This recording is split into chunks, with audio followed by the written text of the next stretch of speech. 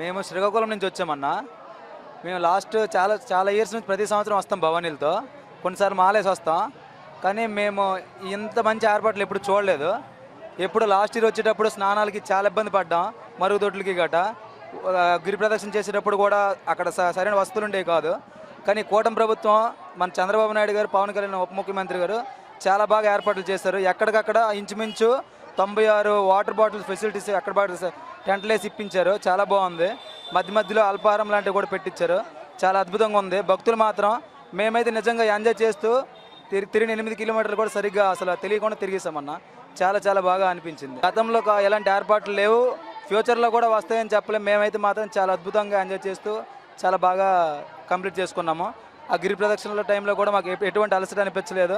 అమ్మవారి దర్శనం కూడా చాలా బాగా అయిపోయింది. వెయిటింగ్ ఏం లేకుండా, జనాలు ఎవరు విసిగిపోకుండా, పిల్లలతో వచ్చిన వాళ్ళు కూడా చాలా బాగా అంటే తనివి తీరా ఆనందంగా వెళ్ళిపోవచ్చు అన్న ఇంటికి.